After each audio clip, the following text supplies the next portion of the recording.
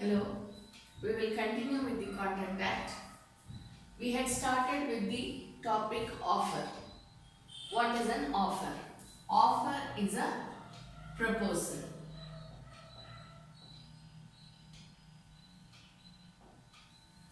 Proposal means it is not complete in itself. Okay? So when we are saying offer, somebody is offering something to someone. When we say talk about offer in Contract Act, it need not be only goods. It includes goods and services. See, that is why when you are filing a consumer case, we say that there is a deficiency in the service or there is a damage to the goods. Deficiency of service, damage to goods, both come under Consumer Protection Act. How do they come? Because it's a proper contract. When we say there is a offer, we say it's a proper contract. Therefore, the case comes before the consumer forum. Okay? Now, offer refers to goods, offer of goods, offer for services, anything like that. In order to be an offer, there should be a proposal. So, what is needed? Two parties. Who are they? The person who is offering is known as the offerer, and the person to whom it is offered. This is very, very important. To whom the offer is made is known as the offeree. To whom the offer is made is known as the offeree. So, who offers is known as the offerer. To whom the offer is made is known as the offeree. Okay. So, when you are talking about offer, how does it go? It goes from offerer to the offeree. See, these drawings help you remember when you are writing your exams. You have already done it in LLB, I am not saying no. But still, when you are into your MCQs or you are writing your mains exam, at the nick of the moment, if you have to remember anything, these are all the simple tricks that we follow. That's it. Okay. So, offer moves from offerer to offeree. Okay. There are types of offers. What are the types of offers? One is a valid offer. Second is an actual offer. Now, we know what's a valid contract, but do we know what is a valid offer? Yes, we know what's a valid offer. What is a valid offer? Of course, it should be made to the offeree. That is one thing. But apart from that, it should be a clear, specific and detailed. How should an offer be in order to be valid? It should be clear, specific, detailed. Let me just give you a small example. We watch all the ads in the TV. Some of the ads tell you all the details. See, for example, if we take a bike, say Pulsar. I'm just giving an example. You can take up anyone. Pulsar, we look at the colors available, the size, the shape. They say all sorts of things, Then the engine, mileage. It also talks about what all you can do with the bikes. How much is the capacity to hold the carrier capacity. Right? It also gives you the rate of the bike. Now it is very, very clear. Pulsar bike you get in so and so colors. This is the engine. This is how it will run. If you fill petrol, this will be the mileage. So many per hour, whatever it is, everything is written there in the advertisement which is shown on TV. Right? But can you call that? In that case, how does it become? Clear, specific, detail. It's very clear. It is talking about Pulsar. Very specific. What is the engine number, mileage, all these things are written. Detailed, all the details are given in the advertisement itself. Can you take it to be a valid offer? No. Why? It is a valid offer, of course, it's a valid offer. But why is it not taken to be a valid offer? One, because there is no actual offer. Okay, there is no actual offer. The second one is, when you go to the showroom and say, I want a Pulsar. Suppose the advertisement shows it as something around 80,000 and odd. I have no idea about the rate, but still. Suppose the rate is shown on the TV advertisement as 80,000 and odd. When you go to the showroom, what will you have to pay? You will have to pay nearly 1 lakh. Why is it so? Because they will tell you about the road tax, road charges, showroom price. There are so many additions to it. Plus you want your accessories done. Everything will together cost around 1 lakh or 1.5 lakhs or whatever it is. So when is the offer made? It is a valid offer, no doubt. But it is not a valid offer in total. Because when you actually go there and inquire, the offer which is actually made to you is around 1 lakh. Understand? Therefore, a valid offer, in order to be valid, has to be clear, specific and detailed. Of course, it should be made from the offerer to the offering. This is a very common condition. Therefore, I don't think we need to always go on reminding ourselves about it. Okay? Then what's an actual offer? Actual offer is an offer when it is actually made by the offerer to the offering.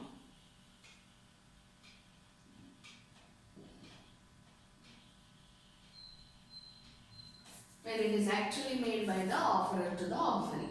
Okay? When is it made? See, suppose in my mind I think I should sell this pen. I should sell this pen. When I sell this pen, I will rate it at rupees 10 per pen. Okay? I am thinking in my mind. I have planned. I have written down the advertisement as well. Okay? And it's a very valid offer because I am very clear. It's a black pen which writes on the board. This board, and it is easily erasable. All the details I have written. It is 1 day old. It is rupees 10 per pen. Everything is written there. I have used it only for 1 day. All the details are written in that. So it becomes a valid offer. But in order to become an actual offer, what should I do? I should actually offer this pen to somebody. Only then it becomes an actual offer. So valid offer includes actual offer. What is an actual offer? When it is actually made. When is what actually made? When a valid offer is actually made by the offerer to the offeree. So actual offer includes the valid offer. Okay. Now we go to the next.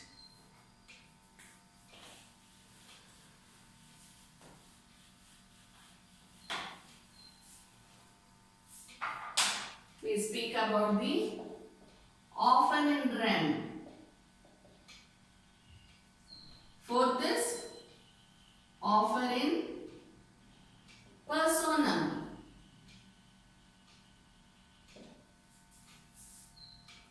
I'm sorry. Personam. Okay? Offer in rem. Offer in personam. What is offer in rem? Offer made to the world at large. See, this is just an expression used. We don't make any offers to the world at large. What we do is, we give out a offer to the general public. Or as you call it, public at large. What do you immediately remember about? Shares. Public issue of shares. Am I right? It's very common. You can even take up tenders. Okay? Auction sale, tenders. You can take up anything. Advertisements. We were just speaking about this Pulsar advertisement. That is also made to the world at large. It is made to the general public. There is a TV advertisement. All of us watch it on TV, but only some of us want a Pulsar bike. Therefore, we go to the showroom and then enquire at least. If not purchase, at least we enquire about it. Clear? So, whatever it is, that is known as offer in rem. What is offer in personam? When it is made to a specific person. See, when I am saying specific person, it doesn't mean one individual. It may be an individual or a group, specific group of individuals.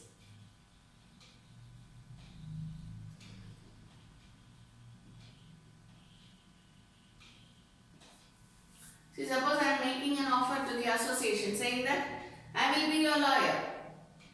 You give me so much amount as the retainership fee, I will be your lawyer. How will I frame the contract?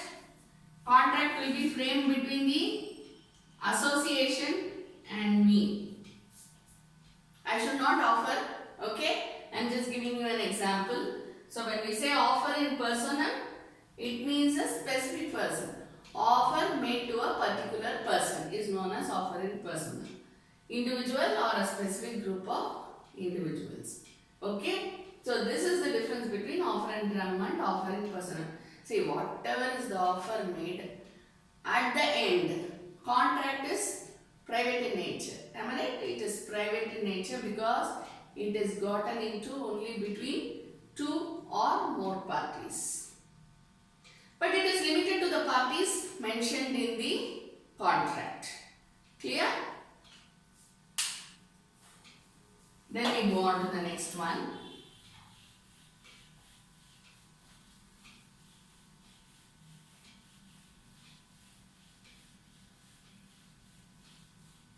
The next one in offer that we read is known as the invitation to offer.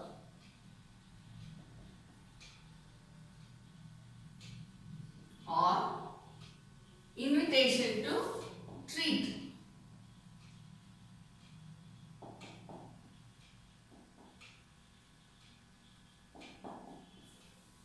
It is not the treat that we know. Okay. Invitation to offer or invitation to treat. This is in the nature of preliminary offer.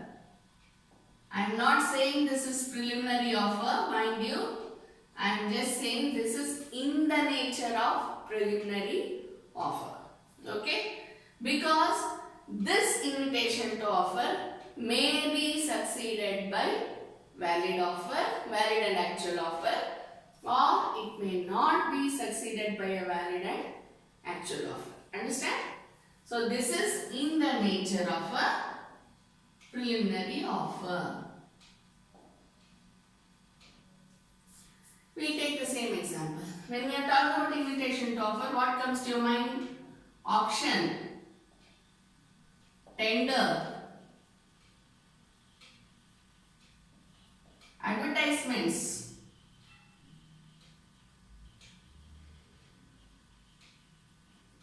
All these come to your mind. What is there in advertisement? As we already saw, Pulsar bike gives you all the details about the offer.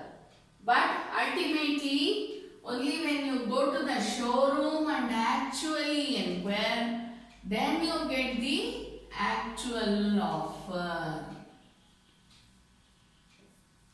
So this is just, though it is an offer in rem, it is only the invitation to offer. Understand? So invitation to offer, it may be made to the world at large or it may be made to a specific individual. That is not the criteria. But what is the criteria here? It is only made in, it's an invitation. Okay? So advertisements, it gives you all the details, no doubt, it's a valid offer. But only when you go to the showroom or when you go to the place of actual offer, you get the actual offer. Understand? Same way when we think of tender. Tender, what happens? What's the procedure? There's a tender notification in the newspaper and then biddings are asked in sealed covers. But once the final person is decided, there will be the actual offer. Many people will reply. Okay, suppose there is a tender for scrap. Say for example, there is a tender for scrap, removing scrap from some factory. And then I bid 0.50 paise per ton of scrap. Okay. Suppose I bid for 0.50, mine is the lowest. Obviously tender comes to me, am I right? So tender I bid 50 paise per ton. So what happens? I am the lowest bidder. Therefore I get the offer. Now when I get the offer, what happens? I am called for the negotiations. Of course all that is not written in your contract, right? I am just telling you from the practical point of view. Only then I get the actual offer. Maybe the factory will give me an offer outright, or the factory will negotiate with me and then say, come on, this is your actual offer. So they will tell me exactly how I should remove, within what time I should remove, how much I should remove, what is the procedure in removing, how should I, can I use a crane and take the scrap out, or I should bring manual laborers and take the scrap out, how I should be removing it. All the details will be given to me only after I win the bidding. Only after the actual offer of tender. Understand? Same way comes the auction. Auction also you say that whoever is the highest bidder. Am I right? Tender we say whoever is the lowest bidder. Auction we say whoever is the highest bidder. Highest bidder will be called again for negotiation and gets the actual offer. In all these three, if you go to see, there is an offer in rem. Tick mark, offer in rem. Then, offer is made. There is a valid offer. Only later you get the actual offer. So, for the purpose of filing a case, if at all any dispute arises, which will be the valid date from when the contract is set to arrive at? The contract date will be the date of actual offer. Offer in rem is made on 20th September 2014.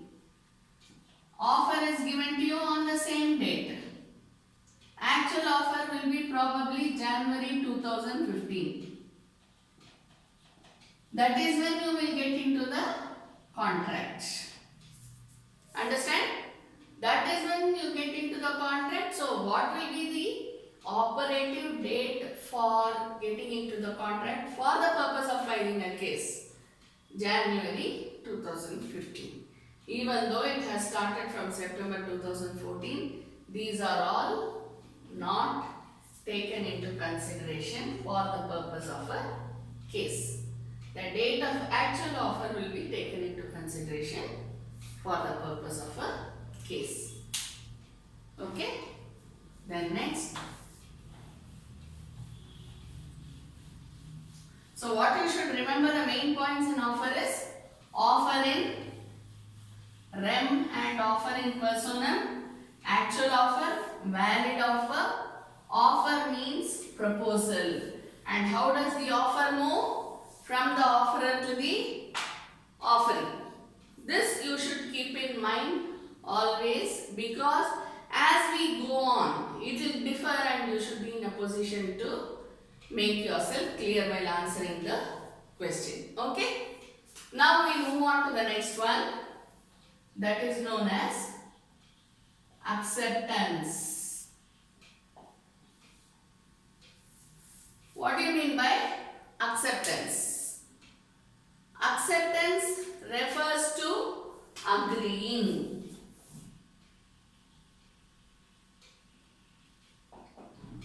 Now what's agreeing? Agreeing means agreeing to the same thing in the same manner is known as acceptance. Agreeing to the same thing in the same way. For this, what is needed? It should be understood. In the same thing, in the same way. By whom? By the offeree. Next, what is needed? If you have to have understanding and agreeing, what is it known as? It is known as consensus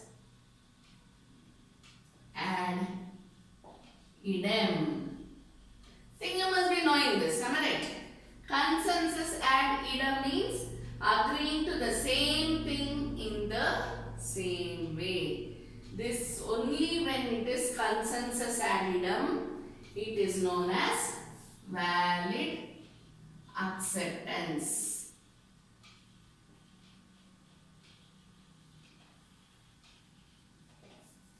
Clear? Consensus ad idem, it is known as valid acceptance. So what is valid acceptance? First point, acceptance should be made by the offeree. Very important, okay? Just like that, some person, if I am making an offer to you, and if the other person who is sitting nearby says, okay, I agree to what you are saying, I understand thoroughly what you are saying and I agree to it. Will it be consensus ad idem? When I am telling you something, you have to agree to it. You should understand it in the right way and you should agree to the same thing. If somebody else does it, would it amount to consensus ad idem? That person is also actually understanding what I am saying and accepting whatever I am saying. Would it amount to consensus ad idem? No. Why? Because I am talking to you, not to that person. Understand? So consensus ad idem, what should be the acceptance should be by the offering. Now, I will just tell you one thing which you should remember throughout. Okay? When we are talking about offerer or offering, doesn't matter whom we are speaking about, but when we are talking about the parties to the contract, that is mainly the offerer and offeree, right? And we already know offeree can be general public or any particular person. Even that also we know, right? So when we are talking about the parties to the contract,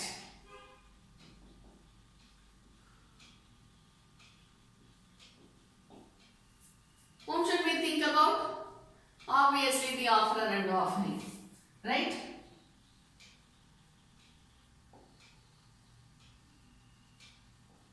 Offerer will be known as the first party, offering will be known as the second party. Am I right? And those who have seen the contract will know what I am driving at. For those who have not seen a contract, let me explain to you, okay? Now when we are writing first party, second party, on the first part, or we say on the first part, or on the one part. Here we say on the second part, or on the other part. These are all the words that we use when we are getting into any agreements or contracts, right? So when we are doing this, what do we say? On the first part, on the second part, on the other part, on one part. Which expression,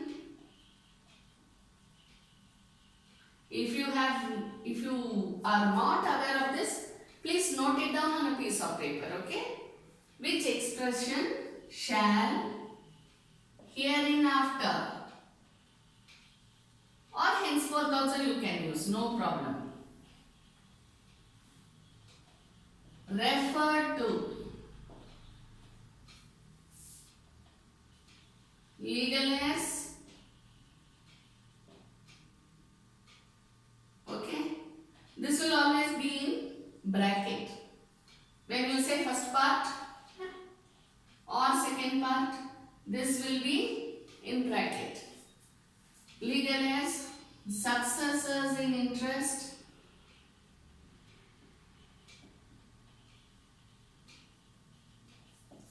assigns, nominees, executors, administrators,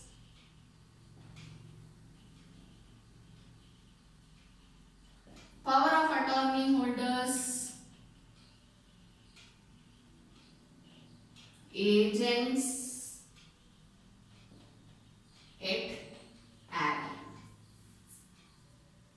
Okay. So when you are saying this, you can include. You can even include directors, partners, anybody. Clear? If the first party and second party are artificial persons, then you include partners, executors, all these things. Or you can write like this, anything. Here, you have written down all these things. Et al. Means similar others. That's why we don't say etc. We don't write it as etc. Etc. Of course it means the same thing. But if you have to be very specific, then you write it as et al. Means similar others. So whom will it include? Legal representatives who are in the same line as these people. Understand? This you should always remember.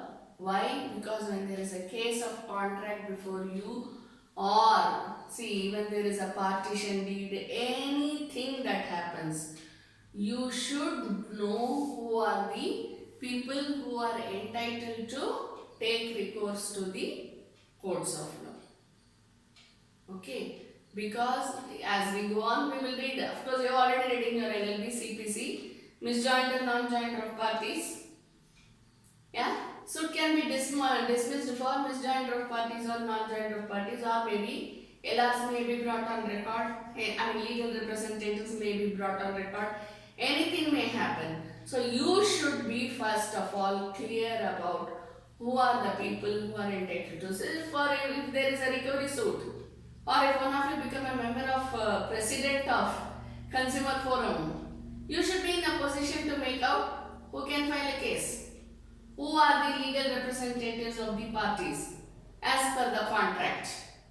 It's very important for you to know it, because you should know who has the right to sue and who doesn't have the right to sue.